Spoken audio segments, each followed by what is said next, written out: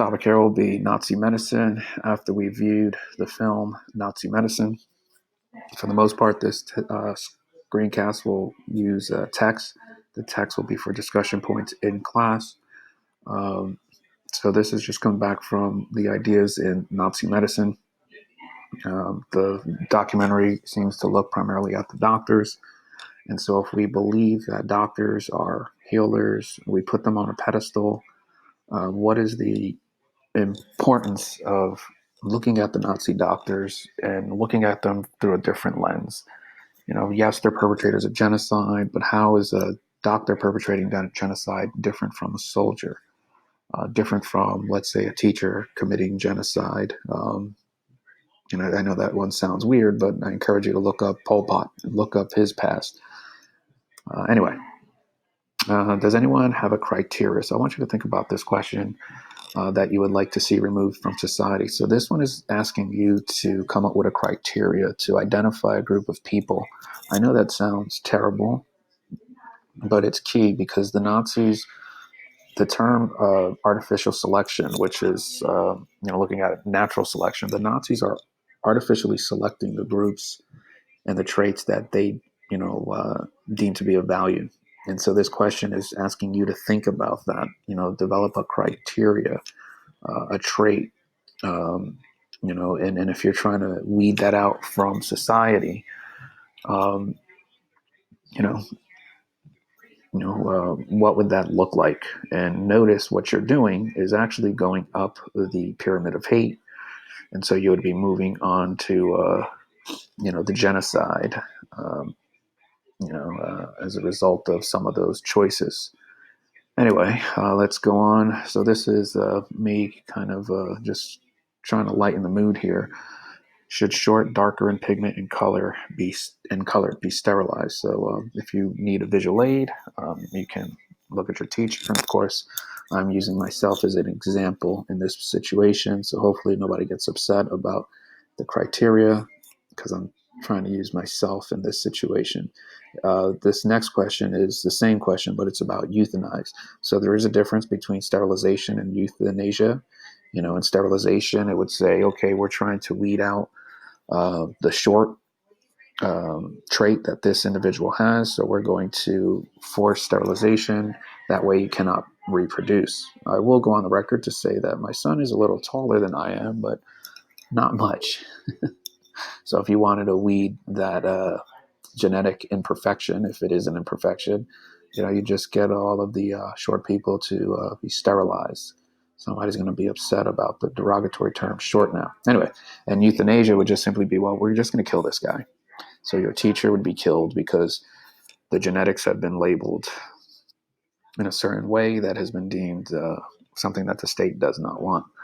Here we're going to be looking at a couple of other scenarios. You're a doctor in a concentration camp. Just think about this question.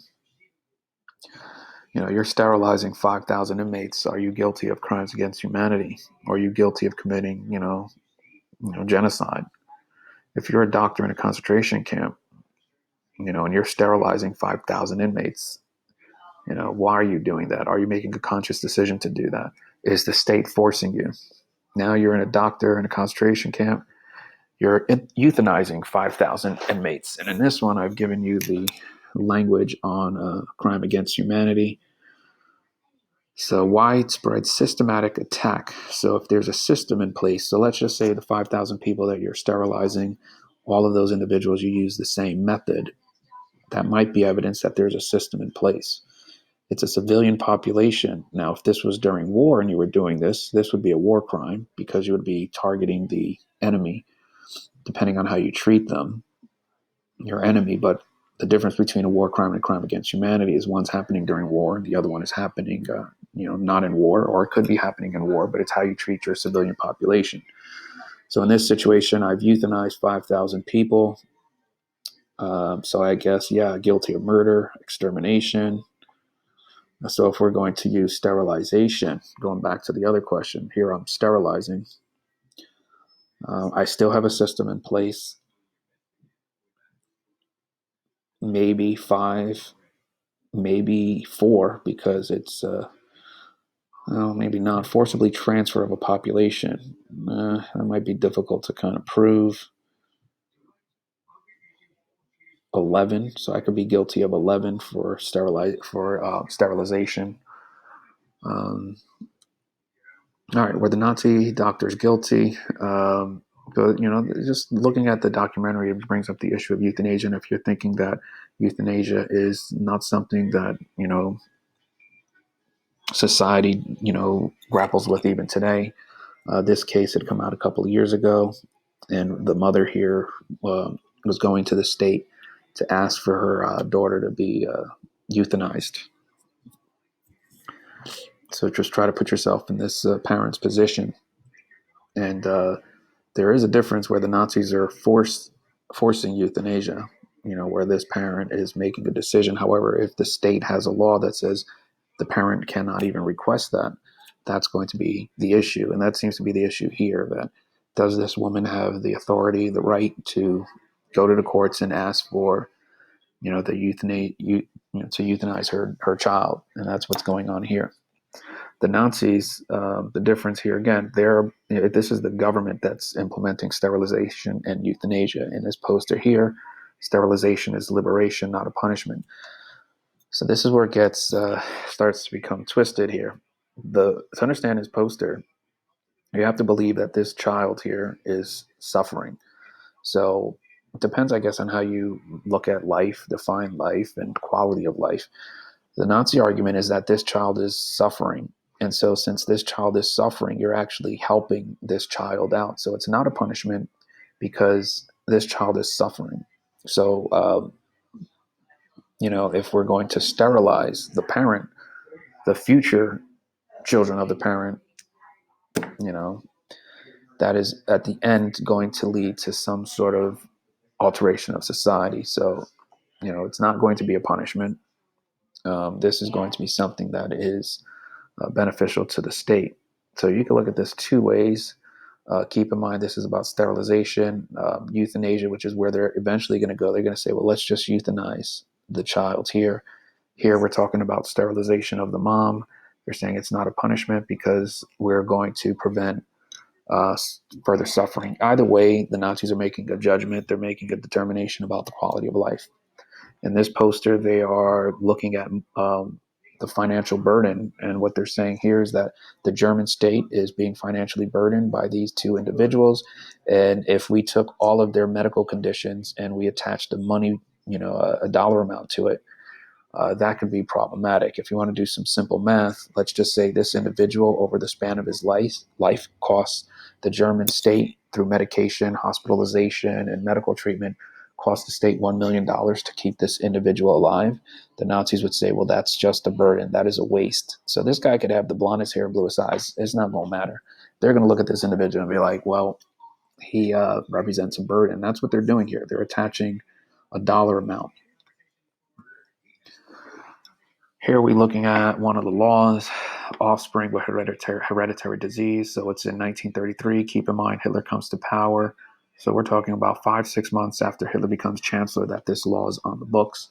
Anyone suffering from a hereditary disease can be sterilized by surgical operation. And then here they give you the law. They give you some of the medical conditions here.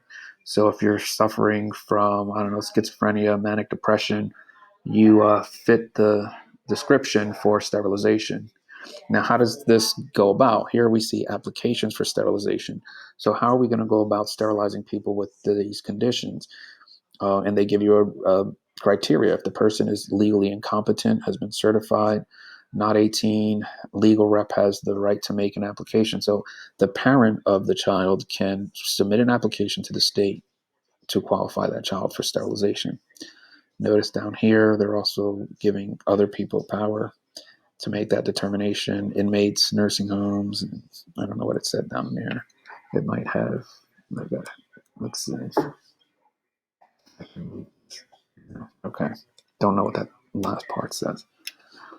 And again, looking back at some of the more recent cases, 2006, 2010, you have sterilization happening. I want to say this is in California. And that's what the article looked like when it was reported that there were female inmates sterilized in the United States without approval. This was in the state of California.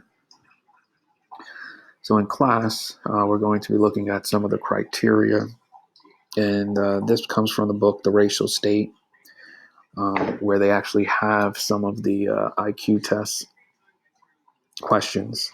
So what's going to happen here is I want you to go through these questions, try to answer them, and if you are 80% of this is wrong, you would qualify for euthanasia. If you're 60% wrong, then you would qualify for sterilization based on your answers to these questions. So go through these questions and see how many you get correct. Again, this is from the book, The Racial State. The Nazis, this form here to determine somebody's status.